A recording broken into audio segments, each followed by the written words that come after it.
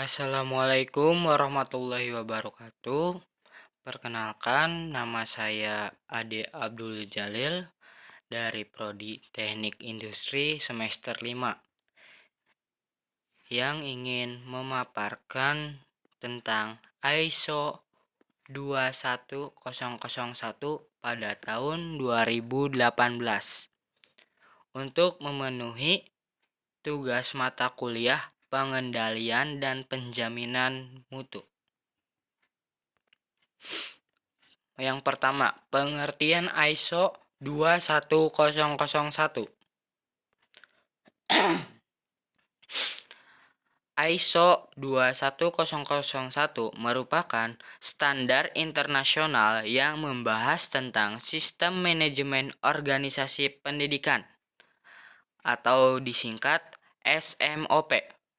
Standar ini dikembangkan oleh Komite Proyek 2881 dan Komite Teknis 232 atau Layanan Pendidikan dan Pembelajaran dari ISO atau International Organization for Standardization.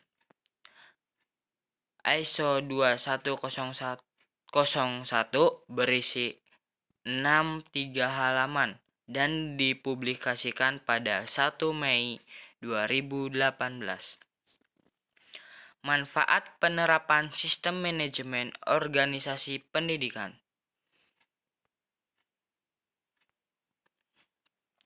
Yang pertama, bermanfaat sebagai alat untuk proses evaluasi yang mampu memaksimalkan efisien dan efektivitas. Yang kedua, membuat reputasi organisasi pendidikan menjadi kredibel di mata publik. Yang ketiga, mengawasi proses belajar, mengajar secara optimal dan berkelanjutan. Yang keempat, menciptakan keselarasan bagi organisasi pendidikan dengan visi, misi, dan kebijakan yang ditetapkan. Dan yang terakhir, meningkatkan tanggung jawab sosial lewat penyediaan pendidikan berkualitas tinggi yang berkeadilan dan inklusif untuk seluruh peserta pendidik. Tujuan sistem manajemen organisasi pendidikan. Pada ISO 21001 bertujuan mengevaluasi organisasi pendidikan dalam pemenuhan keperluan para peserta didik dan penerima manfaat lain. Jika tujuan ini tercapai, organisasi pendidikan mampu memberikan layanan dan produk edukasi yang diharapkan oleh para pihak pemilik kepentingan.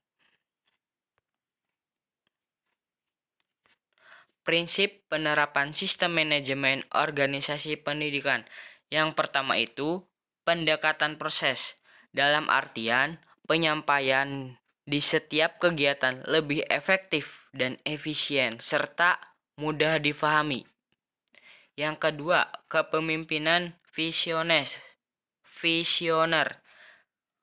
Dalam artian, mampu melibatkan semua peserta didik dan penerima manfaat lainnya dalam menciptakan, menulis, dan menerapkan visi dan misi dan tujuan organisasi itu sendiri. Yang ketiga, fokus pada penerima manfaat.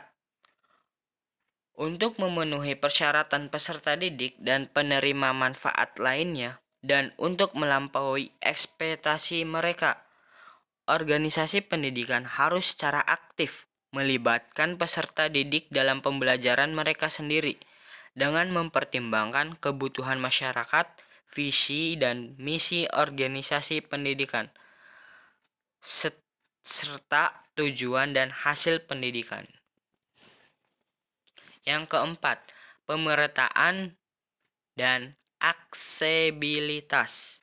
Dalam artian, organisasi yang sukses bersifat inklusif, fleksibel, transparan, dan akuntabel untuk menangani kebutuhan, minat, dan kemampuan dan latar belakang peserta didik dan peserta didik. Yang kelima, perilaku etis. Keterkaitan dengan kemampuan organisasi untuk menciptakan lingkungan profesional yang etis, di mana semua pihak yang berkepentingan ditangani secara adil, konflik kepentingan dihindari, dan kegiatan dilakukan untuk kepentingan masyarakat. Yang keenam, manajemen hubungan. Dalam artian, untuk keberhasilan yang berkelanjutan, organisasi harus mengelola hubungan mereka dengan pihak yang berkepentingan seperti para penyedia. Lanjut, yang ketujuh, tanggung jawab sosial. Dalam artian, organisasi yang bertanggung jawab serta sosial akan berkelanjutan dan memastikan keberhasilan jangka panjang. Yang kedelapan, keterkaitan sumber daya manusia. Semua orang yang terlibat dalam organisasi merupakan personil yang kompeten, diberdayakan dan bekerja aktif dalam menyampaikan nilai. Yang kesembilan, keamanan dan perlindungan data. Dalam artian, organisasi menciptakan lingkungan di mana semua pihak yang berkepentingan dapat berinteraksi dengan organisasi pendidikan dengan keyakinan penuh bahwa mereka mempertahankan kontrol atas penggunaan data mereka sendiri dan bahwa organisasi pendidikan akan memperlakukan data mereka dengan penanganan dan kerahasiaan yang tepat. Yang terakhir, perbaikan berkelanjutan. Organisasi yang sukses memiliki fokus berkelanjutan pada perbaikan.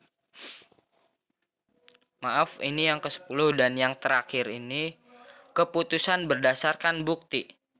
Dalam artian, keputusan dan kurikulum yang didasarkan pada analisis dan evaluasi data dan informasi lebih cenderung menghasilkan hasil yang diinginkan.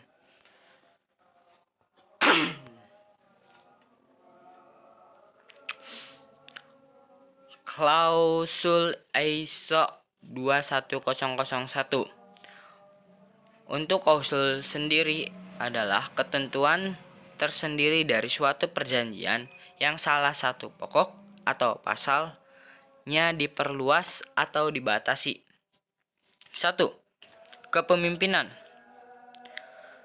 Kepemimpinan mengartikan bahwa pemimpin memiliki peran dalam penerapan standar ini, serta harus dapat menunjukkan kepemimpinan dan komitmennya dalam menjalankan kegiatan usahanya dan dalam menerapkan proses pendekatan. 2.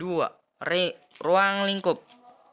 Yang dimaksud ialah dapat berhak untuk semua organisasi pendidikan yang menggunakan kurikulum untuk mendukung proses pengembangan kompetensi, pembelajaran, atau penelitian, terlepas dari jenis, ukuran, atau produk dan jasa yang disediakan. 3. Perencanaan ialah membuat perencanaan untuk mengatasi resiko dan peluang, dapat meliputi menghindar resiko, mengubah peluang atau konsekuensi. Berbagai resiko akan mempertahankan resiko dengan keputusan yang diinformasikan.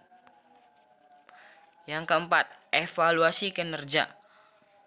Mengevaluasi dalam menerapkan sistem seperti metode untuk pemantauan, pengukuran, analisis, dan evaluasi serta audit internal dan tinjauan manajemen. Yang kelima, dukungan.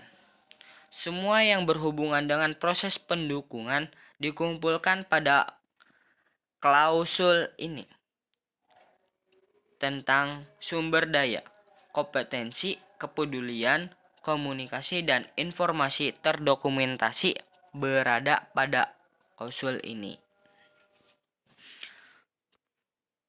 Yang keenam, peningkatan. Dalam artian, setelah melakukan evaluasi sistem, dilanjutkan dengan peningkatan atau tindakan untuk menghilangkan penyebab ketidaksesuaian agar tidak terulang.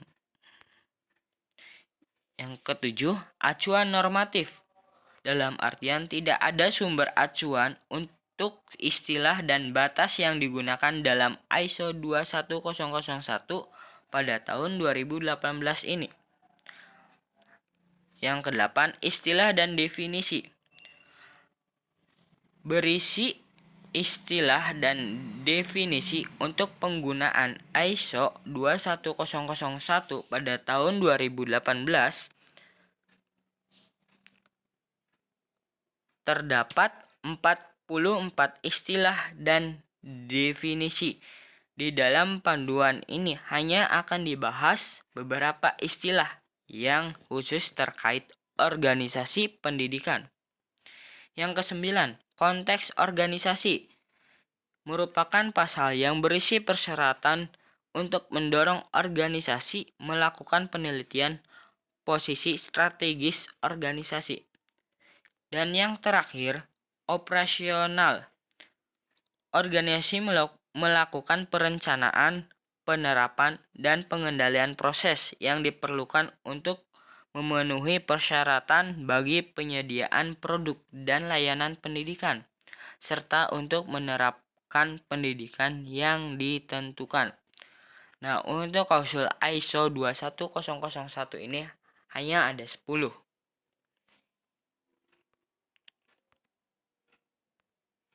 Untuk presentasi tentang ISO 2100 ini cukup sekian. Kurang lebihnya mohon maaf. Apabila ada yang dipertanyakan, mangga komen di bawah dan like video ini. Terima kasih.